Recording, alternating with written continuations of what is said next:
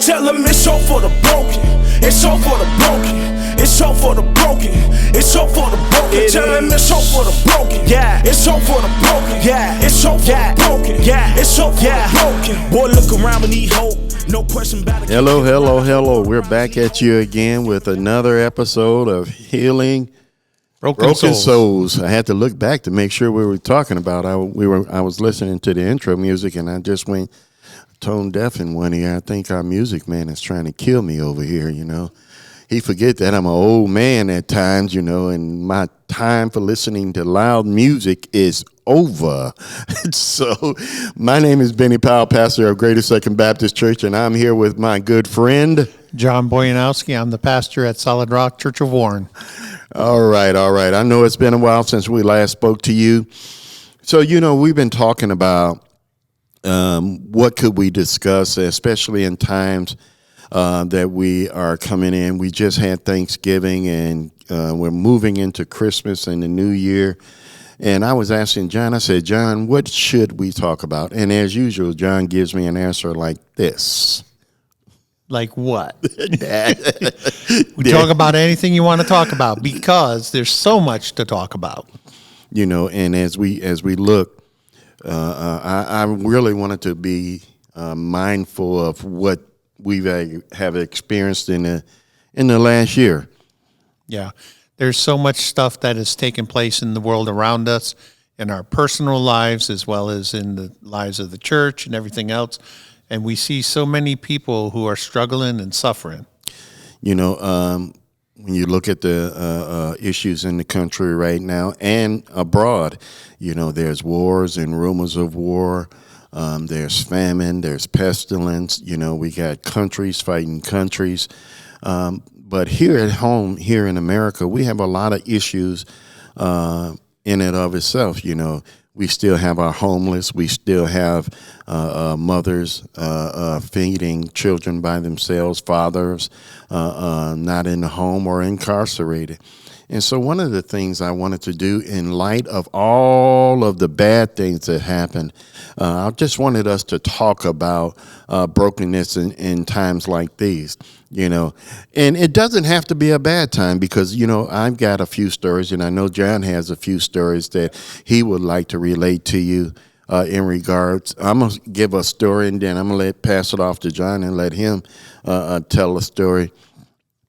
And I think the one I want to start with is one that didn't affect me directly, but, you know, it was a pleasure to be around these people. We're not going to mention any names for copyright issues because we don't want to get sued. But, you know, the story is real and that it is powerful.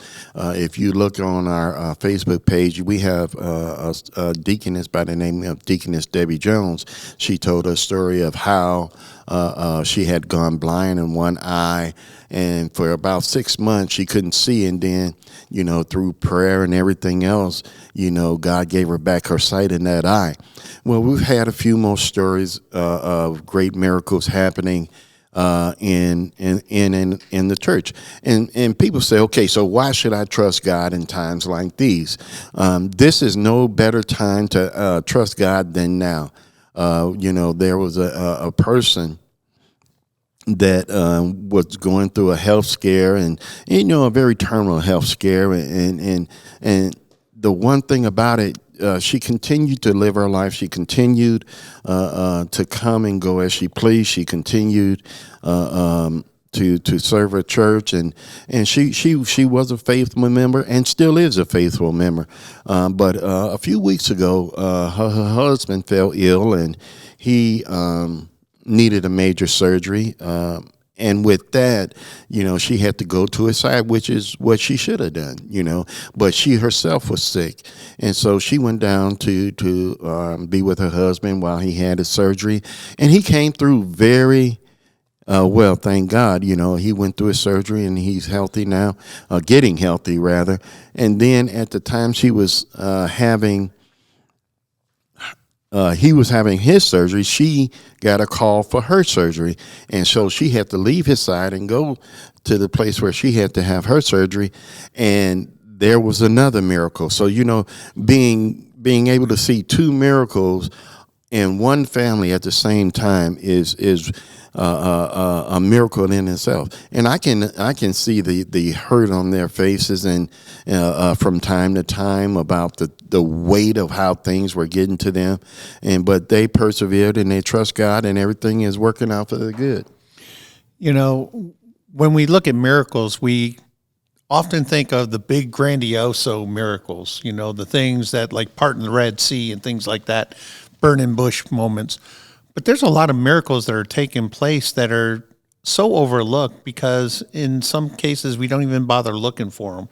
And those small miracles of having a child come up to you when you are at your point of your wit's end and just come up and say, you know, I'm praying for you, mommy or daddy, or, you know, coming up and trying to make you smile, and they give you a teddy bear or a big old hug and say, just because I love you. You know, that in itself is a miracle, that that child has that sense of knowing that you're hurting and that you have taught them well enough to be able to try to do something about it. Yeah, and that's another beautiful thing, you know. Helping, even in your broken state, can come from anywhere, from anywhere. It can come from a child, it can come from a friend, it can come from a loved one, it can come from a total stranger. Just today, I was here, and I had left, and my wife called and said, "Hey, there's a man over here that want to talk to you." So I came back to the church, and the man said, "Hey, you know what? I just need a couple of dollars.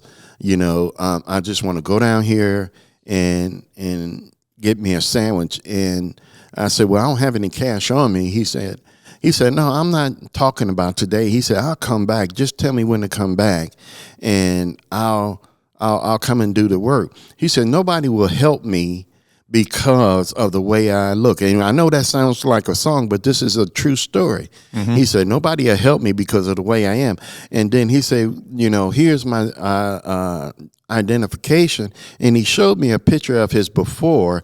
And then I'm looking at him, and I said, "Okay, well, you know, let's come back. You know, can you come back tomorrow?" He said, "Yeah, I can come back tomorrow." But then, you know, the Spirit of the Lord hit me. He said, "Go in there, get him we keep grocery cards here at the church. Don't everybody come for no grocery card now." Yeah, nice podcast. Nice podcast. Yeah. And so I went in and got him a grocery card, and I gave it to him, and he said, "You know, thank you." He said, "But I still want to come back, and I want to work on my own right." He said, I'm an able-bodied man." He said, "But because of the way I am, you know, people think I'm crazy or whatever the case may be, but nobody will give me an opportunity." I said, "Well, just come back tomorrow." And at that time, my wife came in, and she had went into the kitchen of the church, and she fixed him a sandwich and got him some cookies and a drink, and he ate it. And then we talked to him for a little bit more, and then he walked off. And my mind was, okay, God, why? Why is this man in such a broken state? You know, I know here we're talking about sending hundreds and hundreds of millions of dollars to other countries, and you know we should be sometimes billions, and sometimes billions.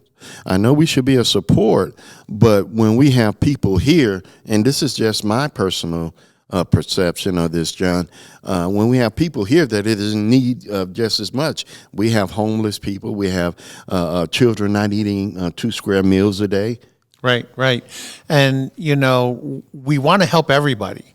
But what we have to first do, and this is where we take that airline steward or stewardess, when they say, like, the plane's going down and the oxygen mask drops, and you try to help somebody else with that, they say, put it on you first, because if you don't, you're the one that's going to be gone. And so, you know, we have to ask ourselves these questions.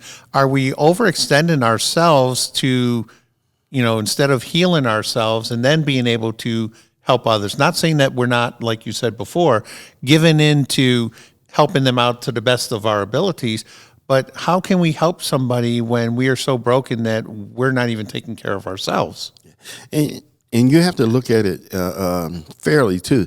There are not enough resources Yes, there's no matter how much you have. I was watching a segment. They were talking about the tunnels to towers. They had a gala yesterday. They raised about $3-4 million for it. And this program, they take in those people who have died in the line of duty, you know, whether it be in the military or first responders, things like that. They either take and pay for their mortgages, or they build them a home if they are like disabled because of their bravery and everything. And they said that, you know, hey, this is great. We've raised $5 million, but next year we got to do better. Because unfortunately, no matter how much we do, there's more that comes. There's more things that happen in today's world. Yeah. And you get more and more families each and every year looking for not a handout, assistance. You know, I had a man tell me one time, he said, no, I don't want a handout. I want a job. They want a hand. They don't want to hand out, but they want to hand up. Yeah. Yes, exactly. Yeah. And, you know, we have to do our best to help them with that and give them their dignity and give them that ability. If they want to say, hey, I want to help out here or here, you know, don't say, oh, no, you know. It helps them to feel good that they are contributing. Yeah. And, you know, and a lot of people are going to say, okay, well, you're the church, you're supposed to be able to help everybody. That's what you're there for. You know, even the church has limited resources now. Oh, absolutely. I mean, you got to take into consideration, first of all, there's more and more Americans that are leaving religious organizations and established churches and doing their own thing. So you got that. Then you also have, with the economic things that we're going through, you have the lack of funds coming in through tithes and offerings. Plus, you know, let's look at tithes and offerings to begin with.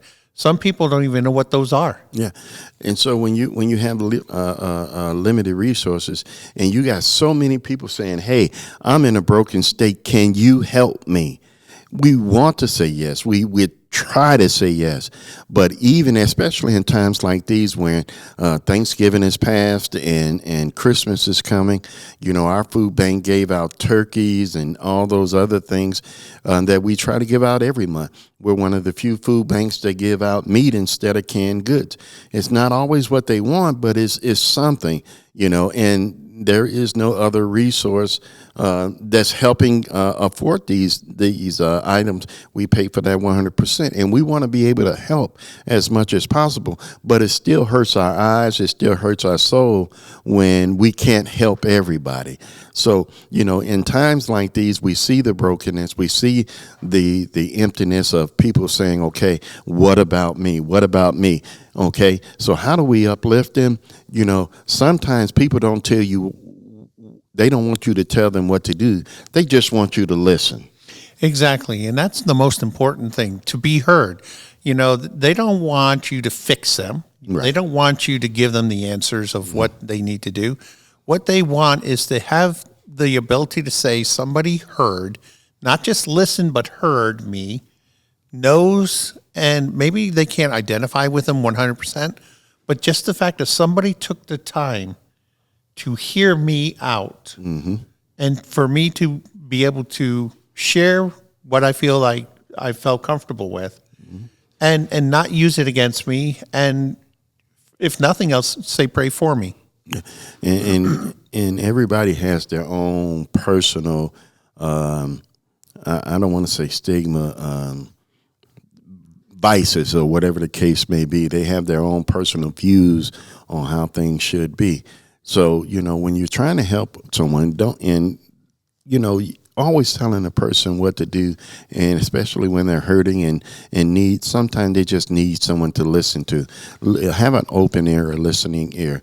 And so that's why one thing about helping a broken person, you know, if you can help them financially or with some type of transportation issue, that's a good thing. Or if you can help someone do a little bit better than what they're doing. But most of the time, people just want people to listen. You know, if you look at the book of Acts chapter 3, where John and Peter were going to the gate beautiful, and they're going into the temple, and there was a beggar out there, and they were asking for money. And Peter says, silver and gold we don't have, but what I do have I will give to you. And they said, in the name of Jesus, get up and walk. And he was healed. And so sometimes, you know, we may not have exactly what they're asking for, but we may have what they need. Yeah, like the man today, and I know we're gonna have to cut it short here in a few seconds. But the man today, he really didn't want a handout. He wanted a hand up, but more especially, he just really wanted someone to listen to. Absolutely. To listen to him. So when you're looking at people's brokenness through this holiday period, don't be so quick to push them off or discount what they're saying, especially someone that's saying or crying out, and you know what? I want you to hear me. I remember my daughter telling me, Daddy, you know, when I was young, you just didn't listen. You just didn't listen. And so, you know, ever since she told me that, I try to be a better listener than I ever have been. That's why we have 2 ears and 1 mouth. 2 ears and 1 mouth. All right, this is Pastor Benny Powell, Greater Second Baptist Church. And Pastor John Boyanowski of Solid Rock Church of Warren. Don't forget to listen to us and like us. We're on all the platforms, and we hope that you get blessed by this. Merry Christmas, Merry Christmas, Merry Christmas.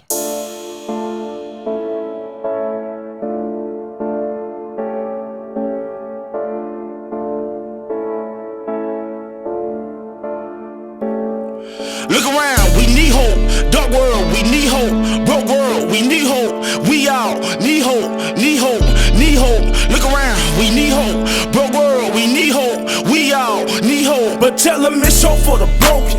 It's hope for the broken. It's hope for the broken. It's hope for the broken. Tell them it's hope for the broken. Yeah, it's hope for the broken. Yeah, it's hope for the broken. Yeah, it's hope for the broken. Boy, look around, we need hope. No question about it, can't get around. The whole world around us need hope. No escaping battle, let's